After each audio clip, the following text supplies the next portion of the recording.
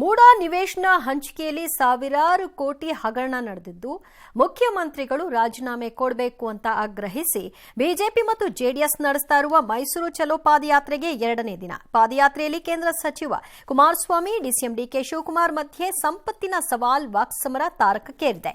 ಕುಮಾರಸ್ವಾಮಿ, ದೇವೇಗೌಡರ ಕುಟುಂಬ ಆಸ್ತಿ ಮೂಲ ಕೆದಕಿದ್ದ ಡಿಕೆಶಿಗೆ ಇವತ್ತು ಬಿಡದಿಯಲ್ಲಿ ಎಚ್ಡಿಕೆ ಟಾಂಗ್ ಕೊಟ್ಟಿದ್ದಾರೆ. ಮಹಿಳೆಯೊಬ್ಬರನ್ನ ಕಿಡ್ನಾಪ್ ಮಾಡಿ ಭೂಮಿ ಬರ್ಸ್ಕೊಂಡಿದ್ಯಾರು? ನಾನು ಬಿಚ್ಚಿಡೋಕೆ ಹೋದ್ರೆ ನಿಮ್ಮದು ಪುಟಗಟ್ಲೆ ಇದೆ. ಅಜಯ್ನ ಶಾಪ ಪ್ರಾರಂಭವಾಗಿದೆ. ನೀವು ಪ್ರಾಮಾಣಿಕವಾಗಿ ಬೆಳೆದು ಬಂದಿದ್ರೆ ಅಜಯ್ನ ಮುಂದೆ ಪ್ರಮಾಣ ಮಾಡಿ ಅಂತ ಸವಾಲ್ ಹಾಕಿದ್ದಾರೆ. ಕನಕಪುರದಲ್ಲಿ ಎಷ್ಟು ಕುಟುಂಬ ಹಾಳು ಮಾಡಿದ್ದೀರಿ ಗೊತ್ತಿದೆ ಅಂತ ಎಚ್ಡಿಕೆ ಕಿಡಿಕಾರಿದ್ದಾರೆ. ಎಚ್ಡಿಕೆ ಟಾಂಗ್ಗೆ ಚನ್ನಪಟ್ಟಣ ಜನಾಂದೋಲನ ಸಮಾವೇಶದಲ್ಲಿ ಡಿಸಿಎಂ ಡಿಕೆ ಶಿವಕುಮಾರ್ ಏಕವಚನದಲ್ಲಿ ಟಕ್ಕರ್ ಕೊಟ್ಟಿದ್ದಾರೆ. ನಿನ್ನ ಅಕ್ರಮ ಪಟ್ಟಿ ಮಾಡಿಸ್ತಾ ಇದ್ದೀನಿ, ನೀನು blackmailer, hit and run, ಮತ್ತೆ ಫೈಟ್ ಮಾಡೋಣ ಬಾ ಅಂತ ರಣವೀಳ್ಯ ಕೊಟ್ಟಿದ್ದಾರೆ. ಇಬ್ಬರು ಅಗ್ರ ನಾಯಕರ ವಾಕ್ಸಮರ ಹೇಗಿತ್ತು ನೋಡಿ. 15 ವರ್ಷಗಳ ಹಿಂದೆ ಕೇತಂಗನಹಳ್ಳಿ ಗ್ರಾಮ ಬಿಡದಿಯ ಪಕ್ಕದಲ್ಲಿ ಅಲ್ಲಿ ನಾನು 45 ಎಕರೆ ಭೂಮಿಯನ್ನ ಖರೀದಿ ಮಾಡಿದ್ದೇನೆ. ನಾನು ಇನ್ನೂ ರಾಜಕಾರಣಕ್ಕೆ ಬಂದಿರಲಿಲ್ಲ, ಒಬ್ಬ ಸಿನಿಮಾ ಹಂಚಿಕೆದಾರನಾಗಿದ್ದೆ. ಅಲ್ಲಿ ಸಂಪಾದನೆ ಮಾಡಿದಂತ ಹಣದಿಂದ ಇಲ್ಲಿ ಭೂಮಿ ಖರೀದಿ ಮಾಡಿದ್ದೇನೆ. ಯಾವುದಾದ್ರೂ ಒಂದು ಕುಟುಂಬಗಳಿಗೆ ಅನ್ಯಾಯ ಮಾಡಿದ್ದೇನಾ, ದಬ್ಬಾಳಿಕೆ ಮಾಡಿದ್ದೇನಾ? ಒಂದು ಕುಟುಂಬದವರು ಬಂದು ನನ್ನ ಮುಂದೆ ಪ್ರಶ್ನೆ ಮಾಡಿದ್ರು, ರಾಜಕೀಯದಿಂದ ನಿವೃತ್ತಿ ಹೊಂದಲಿಕ್ಕೆ ತಯಾರಾಗಿದ್ದೇನೆ. ನಾನು ಪ್ರಶ್ನೆ ಕೇಳಿದ್ದೀನಿ, ಬಾಲಕೃಷ್ಣೇಗೌಡ ನಿನ್ನ ಸೋದರ ಅಲ್ಲವಾ? ಅವರ ಧರ್ಮಪತ್ನಿ, ಅವ್ರ ತಂದೆ, ಅವ್ರ ಮನೆಯವರು, ಅವರ ನಂಟ್ರಿಸ್ಟು, ಬೇನಾಮಿಗಳು, ಎಷ್ಟೆಷ್ಟು ಜಮೀನು ಅವರ ಹೆಸರಲ್ಲಿ ಆಗಿದೆ. ನಾಳೆ ರಾಮನಗರದಲ್ಲಿ ಅದಕ್ಕೆ ಉತ್ತರ ಕೊಡಬೇಕು. ಒಬ್ಬ ಸರ್ಕಾರಿ ನೌಕರ ಎಷ್ಟು ಸಾವಿರ ಕೋಟಿಗಿದ್ದಾರೆ, ಅದು ಕೊಡಬೇಕು. ಏನ್ ಬಿಟ್ಟಿಯಪ್ಪ? ನಿನ್ನ ಹತ್ರ ಬಿಚ್ಚಕ್ಕೇನಿದೆ? ಅದೇನೋ ನೆನೆ ಹೇಳ್ಕೊಂಡಿದ್ದೀರಿ. ವಿಜೇಂದ್ರ ಅವ್ರದ್ದು ನಮ್ಮದು ಏನೋ ಬಿಡ್ತಾರಂತಲ್ಲ, ಬಿಚ್ಚಪ್ಪ. ಬಿಚ್ಚಬೇಕು ಹೋದ್ರೆ ಪುಟಗಟ್ಲೆ ಇದ್ದಾವೆ. ಒಂದ್ ಸಿಬಿಐ ಆಗಲ್ಲ, ಒಂದ್ ಇಡಿನಿಂದ ಆಗಲ್ಲ ತನಿಖೆ ಮಾಡ್ಲಿಕ್ಕೆ. ಪಟ್ಟಿ ಬಿಡುಗಡೆ ಮಾಡ್ತೀನಿ. ಬ್ಲಾಕ್ ಮೇಲ್ ಕುಮಾರಸ್ವಾಮಿ ನೀನು, ಹಿಟ್ ಅಂಡ್ ರನ್ ಕುಮಾರಸ್ವಾಮಿ ನೀನು ಎಲ್ಲಾನು ಎದುರಿಸಂಗೆ ಆ ಬಿಜೆಪಿ ಎದುರಿಸಕ್ ಹೋದೆ ನೀನು. ಆ ಜಿಟಿ ದೇವೇಗೌಡ ಕೆಲವು ಸ್ಟೇಟ್ಮೆಂಟ್, ಮಗನ ಕೆಲವು ಸ್ಟೇಟ್ಮೆಂಟ್, ನೀನು ಸ್ಟೇಟ್ಮೆಂಟ್. ಯಾಕೆ ಬರಲ್ಲ ಅಂತ ಹೇಳಿದಲ್ಲ, ಯಾಕೆ ನಡೀತಾ ಇದೆಯೇ? ನಿನ್ನ ಅಧಿಕಾರಕ್ಕೋಸ್ಕರ. ಕನಕಪುರದಲ್ಲಿ ಎಷ್ಟು ಕುಟುಂಬ ಹಾಳು ಮಾಡಿದ್ರಿ? ಯಾವ ದಲಿತ ಸಮಾಜಕ್ಕೆ ನಿವೇಶನಗಳನ್ನ ಕೊಡಬೇಕು ಅಂತ ಹೇಳಿ 58 ಎಕರೆ ಭೂಮಿಯನ್ನ ಲಪಟಾಯಿಸಿದ್ರು. ಅಸಲಿ ಸೊಸೈಟಿಯನ್ನ ನಕಲಿ ಮಾಡಿ ಐಕಾನ್ ಆ ಭೂಮಿ ಯಾರ್ದು? KSFC ಸಾಲ ತಗೊಂಡು ತೀರ್ಸ್ಲಿಕ್ಕೆ ಆಗದೆ ಯಾವ ರೀತಿ ಆ ಭೂಮಿಯನ್ನ ಬರ್ಸ್ಕೊಂಡ್ರಿ ಶಿವಕುಮಾರ್ ಅವರೇ? ಮಿಲಿಟರಿಯಿಂದ ನಿವೃತ್ತಿ ಒಂದು ಬಂದು ಅವರ ಮಗಳನ್ನ ಕಿಡ್ನಾಪ್ ಮಾಡಿ ಭೂಮಿ ಬರ್ಸ್ಕೊಂಡು ವಿಧವಾ ತಾಯಂದ್ರು ಅವರ ಮೇಲೆ ಒತ್ತಡ ಹಾಕಿ ನಿಮ್ಮ ಮಗಳ ಹೆಸರಿಗೆ ಸೈಟ್ ಬರ್ಸ್ಕೊಂಡಿದಿರಲ್ಲ. ಪಾಪ ಅವ್ರದ್ದು ಕುಟುಂಬ ಬೇರೆ ಅಂತ, ರೇವಣ್ಣನ ಕುಟುಂಬ ಬೇರೆ ಅಂತ, ಅವ್ರದೆಲ್ಲ ಫ್ಯಾಮಿಲಿ ಭಾಗ ಆಗ್ಬಿಟ್ಟಿದೆ ಅಂತ, ಡಿವೈಡ್ ಆಗ್ಬಿಟ್ಟಿದ್ದಂತೆ. ಡಿಕೆ ಶಿವಕುಮಾರ್ ಪೆನ್ ಡ್ರೈವ್ ನ ಹಂಚ್ಬಿಟ್ಟಿದ್ದಂತೆ. I am a street fighter. ನನ್ನ ಮೇಲೆ ಎಲೆಕ್ಷನ್ ಸೋತಿದ್ಯಾ ನೀನು, ತಿರ್ಗಾ ಇನ್ನೊಂದ್ಸತಿ ಯುದ್ಧ ಮಾಡೋಣ. ನಾನು ಹೇಳಿದ್ದೇನೆ, ಬೈ ಭಾರತ ಮ್ಯಾನ್ ಅಗ್ರಿಕಲ್ಚರ್ ಕಲ್ಲು ಲೂಟಿ ಮಾಡ್ಬಿಟ್ಟಿದ್ದೀನಿ ಅಂತ. ನೀನು ಬಂದು ನನ್ನನ್ನ ಜೈಲಲ್ಲಿ ನೋಡಲ್ಲಪ್ಪ. ನನ್ನ ಮೇಲೆ, ನನ್ನ ತಮ್ಮನ ಮೇಲೆ, ನನ್ನ ಧರ್ಮಪತ್ನಿ ಮೇಲೆ, ನನ್ನ ತಂಗಿ ಮೇಲೆ ನೀನು ಕೇಸ್ ಹಾಕ್ಸಿ ಏನಾಯ್ತು? ನನ್ನ ಆತ್ಮಧೈರ್ಯ ಹೆಂಗಿತ್ತು? ನ್ಯಾಯಾಲಯ ಇವತ್ತು ಸುಪ್ರೀಂ ಕೋರ್ಟ್ ವಜಾ ಮಾಡಿದೆ, ಗೊತ್ತಿದ್ಯಾ ನಿನಗೆ? ಆ ಅಜ್ಜಯ್ಯನವ್ರ ಬಗ್ಗೆ ನಿಮಗೆ ಭಕ್ತಿ ಗೌರವ ಇದ್ರೆ ಮಾಡಿ ಪ್ರಮಾಣ ನೋಡೋಣ. ನಾನು ಪ್ರಮಾಣ ಮಾಡ್ಲಿಕ್ಕೆ ತಯಾರಾಗಿದ್ದೇನೆ. ಪ್ರಾಮಾಣಿಕವಾಗಿ ಬಂದವರ ನೀವು. ಅಜ್ಜಯ್ಯನವ್ರ ಶಾಪು ಪ್ರಾರಂಭ ಆಗಿದೆ. ನಮ್ಮ ನೊಣಕೆರೆಯ ಅಜ್ಜಯ್ಯನವ್ರು ಏನಾದ್ರು ಹೇಳಿದ್ದಾರಾ ಈಗಾಗಲೇ? ಇಲ್ಲ ತಯಾರಾಗು, ಕೊನೆಯ ಹಂತಕ್ಕೆ ಬಂದಿದ್ದೀಯಾ, ಇವತ್ತು ನಾನು ಹೇಳ್ತಾ ಇದ್ದೇನೆ ಅಂತ ಹೇಳಿ ಅವ್ರ ಬಗ್ಗೆ ನಾನು ಲಘುವಾಗಿ ಮಾತಾಡೋದು. ಇನ್ನು ಮುಂದಕ್ಕೆ ಅಜ್ಜಯ್ಯನವರು ರಕ್ಷಣೆ ಕೊಡಲ್ಲ ಅವರಿಗೆ. ಅದಕ್ಕೆಲ್ಲ ಒಳ್ಳೆ ವೇದಿಕೆಗಳಾಗಬೇಕು. ಸುಮ್ಮನೆ ಎಲ್ಲ ಹೋಗಿ ಭಾಷಣ ಮಾಡ್ಬಿಟ್ಟಲ್ಲ, ದಾಖಲೆಗಳು ಉಳಿಬೇಕು. ಯಾವ್ದಾದ್ರು ಪಬ್ಲಿಕ್ ಡಿಬೇಟ್ ಬರಬೇಕು. ಪಬ್ಲಿಕ್ ಡಿಬೇಟ್ ಅನ್ನು ಯಾವ್ದಾದ್ರು ನಿಮ್ ಟಿವಿಗಳು ಡಿಬೇಟ್ ಬರ್ಬೇಕು. ನಾವಿಬ್ಬರೇ ಕೂತ್ಕೋಬೇಕು. ಇಲ್ಲ ಅಂದ್ರೆ ಅಸೆಂಬ್ಲಿಲಿ ಆಗ್ಬೇಕು. ಅಸೆಂಬ್ಲಿಲಿ ಅವ್ರ ಸೋದರ ಇದ್ದಾರೆ, ಕೊಟ್ಬಿಟ್ಟು ಕಳಿಸ್ರಿ. I am ready. ಅವರ ಪಾಪದ ಕೊಡ ತುಂಬಿ ತುಳುಕಿ ಜನ ಓಡಿಸಿದ್ದಾರೆ, ಅದಕ್ಕೆ ನೀವು ಉತ್ತರ ಕೊಡಪ್ಪ ಅಂತ ಅವ್ರು ಕೇಳ್ತಾ ಇದೀವಿ. ಬಿಜೆಪಿಯಲ್ಲಿ ಯಡಿಯೂರಪ್ಪನವರು ನಾವು ಸರ್ಕಾರ ಮಾಡಿದಾಗಲಾಗಲಿ ನಾನು ಅವರಿಗೆ ದ್ರೋಹ ಮಾಡಲಿಲ್ಲ. ಕೆಲವು ರಾಜಕೀಯದ ಬೆಳವಣಿಗೆಯಲ್ಲಿ ಕೆಲವರು ಮಾಡಿದಂತದ್ದು ಜೆಡಿಎಸ್ ನ ಹೊಂದಾಣಿಕೆ ಕಾಂಗ್ರೆಸ್ ನಾಯಕರುಗಳನ್ನು ನಿದ್ದೆಗೆಡಿಸಿದೆ. ಈಗಾಗಲೇ 2 ಬಾರಿ ಮುಖ್ಯಮಂತ್ರಿ ಆಗಿದ್ದೇನೆ. ಯಡಿಯೂರಪ್ಪನವ್ರು ನನಗೇನು ಹೇಳಿದ್ರು? ಡಿಕೆ ಶಿವಕುಮಾರ್, ಈ ಅಪ್ಪ ಮಕ್ಕಳು ಹುಷಾರು, ನನಗೆ ದ್ರೋಹ ಮಾಡಿದ್ದಾರೆ ಅಂತ ಹೇಳಿದ್ರು. ಈಗ ಏನ್ ತಪ್ಪಾಡ್ತಾ ಇದ್ದಾರೆ. ನಿಮ್ದು ಟೂರಿಂಗ್ ಟಾಕೀಸ್ ರಾಜಕಾರಣ. ಆದ್ರೆ ಎಲ್ಲಾ ಟೈಮು ಇಲ್ಲ. ಜನ ಏನ್ ಬೇಕಾದ್ರೂ ತೀರ್ಮಾನ ಮಾಡ್ತಾರೆ. ಬಿಜೆಪಿಯವ್ರಿಗೂ ಇವತ್ತು ಬ್ಯಾಕ್ ಬ್ಲೈನ್ ಮಾಡಿ ಕೊಟ್ಬಿಟ್ಟಿದ್ದೆ. ನಾನು ಅಧಿಕಾರಕ್ಕೆ ಬರ್ಲಿಲ್ಲ ಅಂದ್ರೆ ನಮ್ಮ ಪಾರ್ಟಿನ ಡಿಸಾಲ್ವ್ ಮಾಡ್ತೀನಿ ಅಂತ. ಆ ಕೆಲಸ ಮಾಡಿದ್ರೆ ನಿನ್ಗೂ ಕ್ಷೇಮ, ಆ ಬಿಜೆಪಿಗೂ ಕ್ಷೇಮ. ಪಾದಯಾತ್ರೆ ಆರಂಭ ಆಗಿದ್ದು ಮೂಡ ಮತ್ತು ವಾಲ್ಮೀಕಿ ವಿಚಾರದಲ್ಲಿ ನಾವು ಜನರಿಗೆ ಈ ವಿಷಯವನ್ನ ತಲುಪಿಸ್ತೀವಿ ಅಂತ. ಬಟ್ ಸದ್ ಮಾಡ್ತಾ ಇರೋದು ಮಾತ್ರ ಎಚ್ಡಿಕೆ ಮತ್ತು ಡಿಕೆ ಶಿವಕುಮಾರ್ ಅವರ ಸಂಪತ್ತಿನ ವಿಷಯವಾಗಿ. ಈ ರೀತಿಯ ಸಂಪತ್ತಿನ ಸವಾಲ್ ಅದೆಷ್ಟು ಬಾರಿ ಆಗೋ ಹೋಗಿದೆಯೋ ಆದರೆ ಅವರವರ ಮೂಗಿನ ನೇರಕ್ಕೆ ಆಯಾ ಸಂದರ್ಭಕ್ಕೆ ಮಾತನಾಡಿ ಹೋಗ್ತಾರೆ ವಿನಃ ಯಾವುದೇ ಪಟ್ಟಿಯನ್ನ ಯಾರೂ ಕೂಡ ಇಲ್ಲಿವರೆಗೂ ಪ್ರಕಟ ಮಾಡಿಲ್ಲ, ಅದನ್ನ ಸಾಬೀತುಪಡಿಸಿಲ್ಲ. ಈಗ ಡಿ.ಕೆ. ಶಿವಕುಮಾರ್ ಅವರು ಹೇಳ್ತಿರೋ ಹಾಗೆ ಹಿಟ್ ಅಂಡ್ ರನ್ ಕುಮಾರಸ್ವಾಮಿ ಅವರು ಅನ್ನೋದಾದ್ರೆ ಆ ಆರೋಪ ನಿಮ್ಮ ಮೇಲೂ ಬರಬಾರ್ದು ಅಂದ್ರೆ ನೀವೇನ್ ಪಟ್ಟಿ ಮಾಡಿಸ್ತಾ ಇದ್ದೀರಿ ಆದಷ್ಟು ಬೇಗ ರಿಲೀಸ್ ಮಾಡಿ, ಅವರು ಅನ್ಯ ಮಾರ್ಗದಲ್ಲಿ ಅಕ್ರಮ ಮಾರ್ಗದಲ್ಲಿ ಅದನ್ನೆಲ್ಲ ಮಾಡ್ಕೊಂಡಿದ್ದಾರೆ ಅನ್ನೋದಾದ್ರೆ ಅದನ್ನ ಪ್ರೂವ್ ಮಾಡಿ. ಇಲ್ಲದೆ ಇದ್ರೆ ಎಲ್ಲಾ ಸಮುದಾಯಗಳ ಹೆಸರಿನಲ್ಲಿ ಯಾರ್ಯಾರು ಸಿರಿವಂತರಾಗಿದ್ದಾರೋ ಅದೇ ರೀತಿ ನೀವು ಸಿರಿವಂತರಾಗಿದ್ದೀರಿ ಅಂತ ಜನ ಅಂದ್ಕೊಳ್ತಾರಷ್ಟೇ. ಇನ್ನು ಸಂಜೆ ರಾಮನಗರದ ಹಳೆ ಬಸ್ ನಿಲ್ದಾಣದಲ್ಲಿ ಪಾದಯಾತ್ರೆಯ ಬಹಿರಂಗ ಸಭೆಯಲ್ಲಿ ಮಾತನಾಡಿದ HDK. Black and white cinema ತೋರಿಸ್ತಿದ್ರಲ್ಲ ಕನಕಪುರ ಮಹಾಶಯರು ನನ್ನ ವಿಜಯೇಂದ್ರ ಬಗ್ಗೆ ಮಾತನಾಡ್ತಾ ಇದ್ದಾರೆ. ನನ್ನ ಆಸ್ತಿ 6 ಕೋಟಿ ಕನ್ನಡಿಗರು. ದೇವೇಗೌಡರಿಗೆ ದೇವರಾಜ್ ಅರಸು ಸಿಎಂ ಆಗಿದ್ದಾಗ ಒತ್ತಡ ಹಾಕಿ ಸದಾಶಿವನಗರದಲ್ಲಿ ಒಂದು ಸೈಟ್ ಕೊಟ್ಟಿದ್ರು. ಆಗ ದೇವೇಗೌಡರು ಅವರ ಫಿಯೇಟ್ ಕಾರನ್ನ ಮಾರಿ ಸೈಟ್ ಖರೀದಿ ಮಾಡಿದ್ರು. ಅದನ್ನ 4 ಮಕ್ಕಳಿಗೆ ನೀಡಿದ್ರು. ನಿಮ್ಮ ಅಪ್ಪ ಚಿನ್ನ ಅಳಿಯೋಕೆ ಊರೂರಿಗೆ ಹೋಗ್ತಿದ್ರಂತಲ್ಲ, ಚಿನ್ನ ಅಳಿಯೋಕೆ ಹೋಗ್ತಾ ಇದ್ರು, ಹುರುಳಿ ಅಳಿಯೋಕೆ ಹೋಗ್ತಾ ಇದ್ರು, ಕನಕಪುರ ಬಂಡೆ ನುಂಗಿ ಬದುಕ್ತಿದ್ದೀರಿ. ನಾನು ದುಡಿದ ದುಡ್ಡಿನಲ್ಲಿ ಭೂಮಿ ಕೊಂಡಿದ್ದೇನೆ. ನಿಮ್ಮ ಆಸ್ತಿ ಎಷ್ಟಿದೆ? 3 ವಿಧವೆಯರ ಹೆಸರಿನಲ್ಲಿ ಆಸ್ತಿ ಬರ್ಸ್ಕೊಂಡ್ರೆ ನಾನು ಸಿಎಂ ಆಗಿದ್ದಾಗ 5,000 ಸೈಟ್ ಕೊಟ್ಟಿದ್ದೆ. ಮನೆ ಕಟ್ಕೊಳಕ್ ಆಗದೆ ಅದು ವಾಪಸ್ ಹೋಯ್ತು. ಇನ್ನು 2 ಬಸ್ಗೆ ಒಂದೇ ನಂಬರ್ ಹಾಕೊಂಡು ನನ್ನ ಜೊತೆ ಕೆಲವರು ಬೆಳೆದ್ರು. ಈಗ ಬಂದು ಎಷ್ಟು ಸೈಟ್ ಕೊಟ್ಟಿದ್ದೀರಿ ಅಂತ ಕೇಳ್ತಾವ್ರೆ ಅಂತ ಜಮೀರ್ ವಿರುದ್ಧ ಕುಮಾರಸ್ವಾಮಿ ಕಿಡಿಕಾರಿದ್ರು. ಅತ್ಯಂತ ಲಘುವಾಗಿ ಮಾತನಾಡಿರ್ತಕ್ಕಂಥ ಮಹಾನ್ ನಾಯಕರೇನಿದ್ದಾರೆ, ಶ್ರೀನಿ ಶಿವ ಅವರು, ಈ ನಾಡಿನ 6.5 ಕೋಟಿ ಜನತೆ ನನ್ನ ಆಸ್ತಿ. ದೇವೇಗೌಡರಿಗೆ ದೇವರಾಜ ಅರಸು ಅವರು ಮುಖ್ಯಮಂತ್ರಿಗಳಿದ್ದಾಗ ಒತ್ತಡ ಹಾಕಿ ಆ ಫಿಯೇಟ್ ಕಾರನ್ನ ಮಾರಾಟ ಮಾಡಿ ದೇವೇಗೌಡರು ಅವತ್ತು ಆ ಸೈಟನ್ನು ಖರೀದಿ ಮಾಡಿದರು. 4 ಜನಕ್ಕೆ 4 ಭಾಗ ಮಾಡಿ ಆ ಸೈಟನ್ನು ಕೊಟ್ಟರು. ಚಿನ್ನ ಅಳಿಯೋಕ್ಕೆ ಊರೂರಿಗೆ ಹೋಗಾರಂತೆ ಇವರಪ್ಪ. ಚಿನ್ನ ಅಳಿಯಕ್ಕೆ ಹೋಗ್ತಿದ್ರು, ಹುರುಳಿಕಾಳು ಅಳಿಯಕ್ಕೆ ಹೋಗ್ತಿದ್ರು. ನಾವೇನು ಕಂಡಿದೀವ?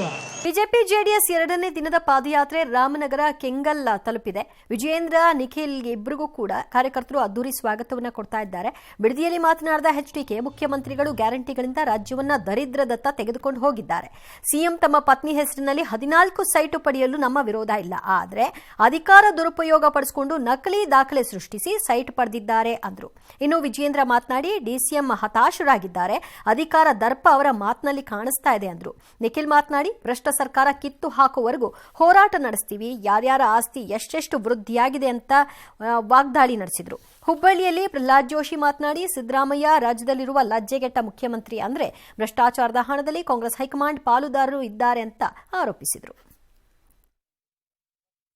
5 ಗ್ಯಾರಂಟಿಗಳ ಜೊತೆಯಲ್ಲಿ ನಾಡನ್ನ ಒಂದು ದರಿದ್ರವಾದಂತಹ ಒಂದು ವಾತಾವರಣವನ್ನು ತರಲಿಕ್ಕೆ ಹೊರಟಿರ್ತಕ್ಕಂಥದ್ದು. ಇವತ್ತು 15 ಸೈಟ್ಗಳನ್ನ ತೆಗೆದುಕೊಂಡಿರ್ತಕ್ಕಂಥದ್ದು. ಕಾನೂನಿನ ವ್ಯಾಪ್ತಿಯೊಳಗೆ ಇನ್ನೂ 20 ಸೈಟ್ ತಗೊಳ್ಳಿ, ನಮ್ದೇನು ತಕರಾರಿಲ್ಲ. ನಿಮ್ಮ ಅಧಿಕಾರವನ್ನ ದುರುಪಯೋಗ ಪಡಿಸ್ಕೊಳ್ಳೋದ್ರ ಮುಖಾಂತರ ಸರ್ಕಾರದ ಆಸ್ತಿಯನ್ನ ಯಾವ ರೀತಿ ಲಪಟಾಯಿಸಿದ್ದೀರಿ? ಅಧಿಕಾರದ ದರ್ಪ, ಅಧಿಕಾರದ ಅಹಂನಿಂದ ಇವತ್ತು ಉಪಮುಖ್ಯಮಂತ್ರಿಗಳೇನು ದುರಹಂಕಾರದಿಂದ ಮಾತನಾಡ್ತಾ ಇದ್ದಾರೆ. ನಿಮ್ಮ ದುರಹಂಕಾರದ ನಡವಳಿಕೆಯಿಂದ ಇವತ್ತು ರಾಜ್ಯದಲ್ಲಿ ಇವತ್ತು ಅಭಿವೃದ್ಧಿ ಕೆಲಸನೂ ಆಗ್ತಾ ಇಲ್ಲ, ಲೂಟಿ ಮಾಡ್ತಾ ಕೂತಿದ್ದೀರಿ. ಈ ಭ್ರಷ್ಟ ಮುಖ್ಯಮಂತ್ರಿಗಳನ್ನ ಇವತ್ತು ಕಿತ್ತೊಗೆಯವರೆಗೂ ಈ ಪಾದಯಾತ್ರೆಯನ್ನು ನಾವು ಇದೇ ರೀತಿ ಬಹಳ ಹುಮ್ಮಸ್ಸಿನಿಂದ ಮುಂದುವರಿಸ್ತೇವೆ. ಯಾರ್ಯಾರ ಆಸ್ತಿ ರಾಜಕಾರಣಕ್ಕೆ ಬಂದ ಮೇಲೆ ಎಷ್ಟು ವೃದ್ಧಿಯಾಗಿದೆ ಅಂತಕ್ಕಂಥದ್ದು ಜಗಜ್ಜಾಹೀರ. ಒಬ್ಬ ಲಜ್ಜೆಗೆಟ್ಟ ಮುಖ್ಯಮಂತ್ರಿ ನಮ್ಮ ರಾಜ್ಯದಲ್ಲಿ ಇದ್ದಾರೆ. ಈ ಭ್ರಷ್ಟಾಚಾರದ ಹಣವನ್ನು ಕಾಂಗ್ರೆಸ್ ಹೈಕಮಾಂಡ್ಗೆ ಮುಟ್ಟಿಲ್ಲ ಅಂತ ಅನ್ನೋದು ಸಿದ್ಧಗೊಳಿಸಬೇಕು ಅಂತಂದರೆ ಕಾಂಗ್ರೆಸ್ ಹೈಕಮಾಂಡ್ ಸಿದ್ದರಾಮಯ್ಯನವರ ರಾಜೀನಾಮೆಯನ್ನು ಪಡೆಯಬೇಕು. ಇಲ್ಲ ಅಂದರೆ ಭ್ರಷ್ಟತೆಯ ಪಾಲುದಾರ ಕಾಂಗ್ರೆಸ್ ಹೈಕಮಾಂಡ್. ಬಿಜೆಪಿ ಮತ್ತು ಜೆಡಿಎಸ್ನ ಪಾದಯಾತ್ರೆಗೆ ಕೌಂಟರ್ ಕೊಡೋ ಸಲುವಾಗಿ ಕಾಂಗ್ರೆಸ್ನವರು ಕೂಡ ಚನ್ನಪಟ್ಟಣದಲ್ಲಿ ಜನಾಂದೋಲನ ಸಮಾವೇಶವನ್ನ ನಡೆಸಿದ್ರು. ಕುಮಾರಸ್ವಾಮಿ ವಿರುದ್ಧ ಸಚಿವ ಜಮೀರ್ ಲೇವಡಿ ಮಾಡಿದ್ರು. ಕುಮಾರಸ್ವಾಮಿ ಮ್ಯಾಚ್ ಫಿಕ್ಸಿಂಗ್ ಮಾಡ್ಕೊಂಡಿದ್ದಾರೆ, ಕುಮಾರಸ್ವಾಮಿ ಪ್ಯಾಂಟ್ನಲ್ಲಿ ಖಾಕಿ ಚಡ್ಡಿ ಇದೆ, ಕುಮಾರಸ್ವಾಮಿ ಕುಟುಂಬದ ಆಸ್ತಿ ತೆಗೆದ್ರೆ ಕರ್ನಾಟಕದ 3 ಬಜೆಟ್ ಆಗಬಹುದು ಅಂದ್ರು. ಗೃಹ ಸಚಿವ ಪರಮೇಶ್ವರ್ ಮಾತನಾಡಿ ಭ್ರಷ್ಟಾಚಾರದ ವಿಚಾರ ವಿರುದ್ಧವಾಗಿ ಮಾತನಾಡುವವರು ಭ್ರಷ್ಟಾಚಾರಿಗಳು, ಅವರೇ ಪಾದಯಾತ್ರೆಯನ್ನ ಮಾಡ್ತಾ ಇದ್ದಾರೆ, ನಿಮಗೆ ನಾಚಿಕೆ ಆಗಬೇಕು ಅಂದ್ರು. ಭ್ರಷ್ಟಾಚಾರದಲ್ಲಿ ಹುಟ್ಟಿ ಮುಳುಗಿದವರು ನೀವು ಅಂತ ಜಾರ್ಜ್ ಕೆಂಡ ಕಾಡಿದ್ರು. ನಂಬಡಿ ಎಲ್ಲಾ ವಿದ್ಯಾಗಳು ಕುಮಾರಸ್ವಾಮಿ ನೋಡ್ಬಿಟ್ಟಿದ್ದೀನಿ. ನಾನು ಒಂದ್ ವಿದ್ಯಾ ನೋಡಿಲ್ಲ. ಆ ಪ್ಯಾಂಟ್ ಅಲ್ಲಿ ಕಾಕಿ ಚಡ್ಡಿ ಇದೆ ಅಂತ ಅವ್ರ ಆಸ್ತಿ ಎಲ್ಲ ತೆಗ್ದ್ರೆ ನಮ್ ಕರ್ನಾಟಕದು 3 ಬಜೆಟ್ ಮಾಡಬಹುದು ನಾವು. ಭ್ರಷ್ಟಾಚಾರದ ವಿರುದ್ಧ ಭ್ರಷ್ಟಾಚಾರಿಗಳು ಮಾಡ್ತಾ ಇರ್ತಕ್ಕಂತ ಪಾದಯಾತ್ರೆಯಲ್ಲಿ ನಿಮಗೆ ನಾಚಿಕೆ ಬರಬೇಕು. ಇವತ್ತೊಂದು ಪ್ರಶ್ನೆ ಕೇಳ್ತಾ ಇದ್ದೀನಿ. ನೀವು ಭ್ರಷ್ಟಾಚಾರದಲ್ಲಿ ಹುಟ್ಟಿ ಭ್ರಷ್ಟಾಚಾರದಲ್ಲಿ ಬೆಳೆದು ಭ್ರಷ್ಟಾಚಾರದಲ್ಲಿ ಮುಳುಗಿದ ನೀವು ಇವತ್ತು ನಮಗೆ ಪ್ರಶ್ನೆ ಕೇಳ್ತಾ ಇದ್ದೀರಾ. ಸಿಎಂ ಸಿದ್ದರಾಮಯ್ಯ ಅವರಿಗೆ ಕಾಂಗ್ರೆಸ್ನ ಹೈಕಮಾಂಡ್ ಬೆಂಬಲವನ್ನ ಕೊಟ್ಟಿದೆ ಮೂಡಾ ವಿಚಾರದಲ್ಲಿ. ಸಿದ್ದರಾಮಯ್ಯ ರಾಜೀನಾಮೆಗೆ ಪಾದಯಾತ್ರೆ ನಡೆಸಿರುವ ಬಿಜೆಪಿ ಜೆಡಿಎಸ್ ವಿರುದ್ಧ ಕಾಂಗ್ರೆಸ್ ಕಿಡಿಕಾರಿದೆ. ಕೆಸಿ ವೇಣುಗೋಪಾಲ್ ಹಾಗೂ ಉಸ್ತುವಾರಿ ಸುರ್ಜೇವಾಲಾ ರಾಜ್ಯ ಅಗ್ರ ನಾಯಕರ ಜೊತೆಗೆ ಸಿಎಂ ಸಿದ್ದರಾಮಯ್ಯ ಮನೆಯಲ್ಲಿ ಚರ್ಚೆಯನ್ನ ನಡೆಸಿದ್ರು. ಈ ವೇಳೆ ಬಿಜೆಪಿ ಜೆಡಿಎಸ್ ಹೋರಾಟಕ್ಕೆ ಕೌಂಟರ್ ಕೊಡುವ ಬಗ್ಗೆ ಸಲಹೆಯನ್ನ ಕೊಟ್ಟಿದ್ದಾರೆ. Today we had a meeting of Karnataka ministers. Now they are trying and targeting Karnataka government. We started with a great scheme of guarantees in Karnataka and tell the truth to the people. That is why we told the ministers, go to the districts, go to the assembly constituencies. How many cases? ಹಾಗಿದ್ರೆ CM ಸಿದ್ದರಾಮಯ್ಯನವರಿಗೆ Congress high command ಕೊಟ್ಟಿರುವಂತಹ ಬೆಂಬಲ ಯಾವ ರೀತಿಯಲ್ಲಿ? ಕರ್ನಾಟಕ ಸರ್ಕಾರ ಸಿದ್ದರಾಮಯ್ಯ ಅವರನ್ನ ಕೇಂದ್ರ ಸರ್ಕಾರ target ಮಾಡ್ತಾ ಇದೆ. ಇಲ್ಲಿ ರಾಜ್ಯ ಸರ್ಕಾರ ಮತ್ತು ಸಿದ್ದರಾಮಯ್ಯನವರನ್ನ ಮೇನ್ಲಿ ಟಾರ್ಗೆಟ್ ಮಾಡ್ತಾ ಇದ್ದಾರೆ, ಅವ್ರನ್ನ ಅಧಿಕಾರದಿಂದ ಇಳಿಸಬೇಕು ಅಂತ. ಬಿಜೆಪಿ ಮತ್ತು ಜೆಡಿಎಸ್ ಸಂಚಿನ ವಿರುದ್ಧ ಕಾನೂನು ಹೋರಾಟ ಮಾಡೋದಕ್ಕೆ ನಾವು ಕೂಡ ಸಿದ್ಧರಿದ್ದೀವಿ. ಲೆಟ್ಸ್ ಫೈಟ್, ಕಾನೂನಾತ್ಮಕವಾಗಿ ಹೋರಾಟವನ್ನ ಮಾಡ್ತೀವಿ ಅಂದಿದ್ದಾರೆ. ಎಲ್ಲಾ ಜಿಲ್ಲೆಗಳಿಗೆ ಹೋಗಿ ಸಚಿವರು ಜನರಿಗೆ ಸತ್ಯವನ್ನ ತಿಳಿಸಿ, ಆಗಿರೋದೇನು, ಇವರು ಹೇಳ್ತಾ ಇರೋದೇನು ಅನ್ನೋದನ್ನ ನೀವು ಮನದಟ್ಟು ಮಾಡಿ ಅಂತ ಹೇಳಿದ್ದಾರೆ. ಬಡವರ ಬಗ್ಗೆ ಕಾಳಜಿಯನ್ನ ಸರ್ಕಾರ ಹೊಂದಿದ್ದು ಇದನ್ನ ಮುಂದುವರಿಸಿಕೊಂಡು ಹೋಗುತ್ತೆ, ಅದನ್ನ ಹಿಂದೆ ಸರಿಯುವಂತಹ ಪ್ರಮೇಯವೇ ಇಲ್ಲ. ಆದ್ರೆ ಯಾವ ರೀತಿ ಬಡವರ ಪರ ಇದೆ ಅನ್ನೋದನ್ನ ಜನರಿಗೆ ನೀವು ತಿಳುವಳಿಕೆ ಕೊಡುವಂತಹ ಕೆಲಸವನ್ನ ಮಾಡಬೇಕು ಅಂತ. ಬಿಜೆಪಿ ಅವಧಿಯ ಹಗರಣಗಳ ತನಿಖೆಯನ್ನ ಚುರುಕುಗೊಳಿಸಿ, ಆದ್ರೆ ತನಿಖಾ ಸಂಸ್ಥೆಗಳನ್ನ ಅವರು ಹೇಗೆ ಬಳಸ್ಕೊಳ್ತಾರೆ ಅಂತಾರೋ ನೀವು ಹಾಗೆ ಬಳಸ್ಕೊಳ್ಳಿ ಅನ್ನೋದು ಈ ಒಂದು ಅಜೆಂಡಾ ಇದ್ದ ಹಾಗೆ ಕಾಣಿಸ್ತಾ ಇದೆ.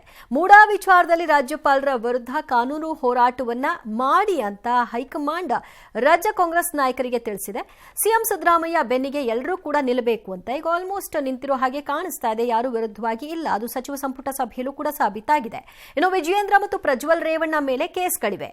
ಆ ಕೇಸ್ಗಳನ್ನ ಅಸ್ತ್ರವಾಗಿ ಬಳಕೆ ಮಾಡಿಕೊಳ್ಳಿ, ಜನರ ಮುಂದೆ ಈ ವಿಚಾರವನ್ನ ಹೆಚ್ಚೆಚ್ಚು ಪ್ರಸ್ತಾಪ ಮಾಡಿ ಅಂತ. ಪರಿಣಾಮಕಾರಿಯಾಗಿ ಜೆಡಿಎಸ್ ಬಿಜೆಪಿಗೆ ತಿರುಗೇಟು ಕೊಡೋದಕ್ಕೆ ಎಲ್ಲರೂ ಕೂಡ ಸರ್ವಸನ್ನದ್ಧರಾಗಬೇಕು. ಎಲ್ಲರೂ ಕೂಡ ತಮ್ಮ ತಮ್ಮ ಕ್ಷೇತ್ರಗಳಿಗೆ, ಉಸ್ತುವಾರಿ ಜಿಲ್ಲೆಗಳಿಗೆ ಮಾತ್ರ ಸೀಮಿತ ಆಗಬೇಡಿ ಅಂತ ಸೂಚಿಸಿದ್ದಾರಂತೆ. ಇನ್ನು ವಾಲ್ಮೀಕಿ ನಿಗಮ ಹಾಗೂ ಮೂಡಾ ನಿವೇಶನ ಹಂಚಿಕೆ ಆರೋಪಗಳ ಸುಳಿಯಲ್ಲಿ ಸಿಲುಕಿರುವಂತಹ ರಾಜ್ಯ ಸರ್ಕಾರದಲ್ಲಿ ದಸರಾ ಬಳಿಕ ಮೇಜರ್ ಸರ್ಜರಿ ಆಗುತ್ತೆ ಎನ್ನಲಾಗ್ತಾ ಇದೆ. ಸಿದ್ದರಾಮಯ್ಯ ಮನೆಯಲ್ಲಿ ಅಗ್ರ ನಾಯಕರ ಜೊತೆಗೆ ಕೆಸಿ ವೇಣುಗೋಪಾಲ್, ಸುರ್ಜೇವಾಲಾ ಚರ್ಚೆ ನಡೆಸಿದ್ದಾರೆ, ವಾರ್ನಿಂಗ್ ಕೂಡ ಕೊಟ್ಟಿದ್ದಾರೆ. ಆದರೆ ಸಚಿವರ ಕಾರ್ಯವೈಖರಿಯ ಬಗ್ಗೆ ಸಭೆಯಲ್ಲಿ ಚರ್ಚೆ ಆಗಿಲ್ಲ ಅಂತ ವೇಣುಗೋಪಾಲ್, ಸಂಪುಟ ಪುನಾರಚನೆ ಇಲ್ಲ ಅಂತ ಸಿಎಂ ಸಿದ್ದರಾಮಯ್ಯ ಹೇಳಿದ್ದಾರೆ. ಆದಾಗ್ಯೂ ಕೂಡ ಪಬ್ಲಿಕ್ ಟಿವಿಗೆ ಸಿಕ್ಕಿರುವ ಮಾಹಿತಿ ಪ್ರಕಾರ ಸಚಿವರ ವಿರುದ್ಧ ವೇಣುಗೋಪಾಲ್ ಗರಂ ಆಗಿದ್ದಾರಂತೆ. ಸಭೆಯಲ್ಲಿ ಏನ್ ಚರ್ಚೆ ಆಗಿದೆ, ಕಾಂಗ್ರೆಸ್ ಹೈಕಮಾಂಡ್ ನಾಯಕರ ಎಚ್ಚರಿಕೆ ಏನ್ ಹಾಗಾದ್ರೆ ನೋಡೋಣ. ಏನು ಹಾಗಾದ್ರೆ ದಸರಾ ವೇಳೆ ನಂತರದಲ್ಲಿ ಸಚಿವ ಸಂಪುಟ ಪುನಾರಚನೆ ಆಗುತ್ತಾ? ಇಲ್ಲಿವರೆಗೂ ಇಲ್ಲ ಅಂತಿದ್ದಾರೆ, ಬಟ್ ಆಗುವ ಲಕ್ಷಣಗಳು ಕಾಣಿಸ್ತಾ ಇದೆ. ಆ ಬಗ್ಗೆ ಒಂದಷ್ಟು ಎಚ್ಚರಿಕೆ ಕೊಟ್ಟಿದ್ದಾರಂತೆ. ನಿಮ್ಮ ಕಾರ್ಯವೈಖರಿ ನಮಗೆ ತೃಪ್ತಿಯಾಗಿಲ್ಲ ಅಂದ್ರೆ ಎಲ್ಲರದ್ದು ಅಂತಂದ್ರೆ ಕೆಲವರದ್ದು, ಸೊ ಅದನ್ನ ಯಾರ್ಯಾರ್ದು ಅನ್ನೋದನ್ನ ಅಲ್ಲೇ ಸಭೆಯಲ್ಲಿ ಸ್ಪೆಸಿಫೈ ಮಾಡಿರ್ತಾರೆ. 2 ತಿಂಗಳಿನಲ್ಲಿ ಸರಿಪಡಿಸಿಕೊಳ್ಳದಿದ್ರೆ ಖಾತೆ ಬದಲಾವಣೆ ಆಗುತ್ತೆ, ಅದಕ್ಕೆ ಎಲ್ಲರೂ ಕೂಡ ರೆಡಿ ಆಗಬೇಕು ಅಂತ. ಸೊ ಈ 2 ತಿಂಗಳ ವಾರ್ನಿಂಗ್ ಅನ್ನ, ಡೆಡ್ ಲೈನ್ ಅನ್ನ ಕೊಟ್ಟಿದ್ದಾರೆ. ತವರು ಜಿಲ್ಲೆ, ಉಸ್ತುವಾರಿ ಜಿಲ್ಲೆಗಳಿಗೆ ಮಾತ್ರ ಸೀಮಿತವಾಗ್ತಾ ಇದ್ದೀರಿ. ನೀವು ರಾಜ್ಯಕ್ಕೆ ಸಚಿವರುಗಳು, ಇಲಾಖೆಗೆ ಆ ಜವಾಬ್ದಾರಿ ನಿಮ್ಮದಿರುತ್ತೆ, ಅದನ್ನ ನಿಭಾಯಿಸಿ ಅಂತ ಹೇಳಿದ್ದಾರೆ. ರಾಜ್ಯ ಪ್ರವಾಸ ಮಾಡಿ ಇಲಾಖೆಯಲ್ಲಿ ಸುಧಾರಣೆ ತರುವತ್ತ ನಿಮ್ಮ ಫೋಕಸ್ ಇರಲಿ. ಸೊ ಅದನ್ನ ಹೊರತಾಗಿ ಗವರ್ಮೆಂಟ್ ಮೇಲೆ ಆಪಾದನೆಗಳು ಬರೋ ರೀತಿಯಲ್ಲಿ ನಡ್ಕೊಳ್ಬೇಡಿ. ನೀವು ಸರಿಯಾಗಿ ಕೆಲಸ ಮಾಡಿದ್ರೆ ಲೋಕಸಭೆಯಲ್ಲಿ ಕನಿಷ್ಠ 15 ಸ್ಥಾನ ಗೆಲ್ತಾ ಇದ್ವಿ, ನಾವು 9ಕ್ಕೆ ಕುಸಿತಾ ಇರಲಿಲ್ಲ. ನಿಮ್ಮ ಕಾರ್ಯವೈಖರಿ ಇಲ್ಲೇ ತೋರಿಸ್ತಾ ಇದೆ ಅನ್ನುವಂತಹ ಸೂಚನೆಯನ್ನ ಕೊಟ್ಟಿದ್ದಾರಂತೆ. ಇದು ಸಚಿವರಿಗೆ ಕೆಸಿ ವೇಣುಗೋಪಾಲ್ ಕೊಟ್ಟಿರುವಂತಹ ಖಡಕ್ ಎಚ್ಚರಿಕೆ. ಅದರ ಬಗ್ಗೆ ಏನು ಹೇಳಿರಬಹುದು ಹೊರಗಡೆ ನೋಡೋಣ.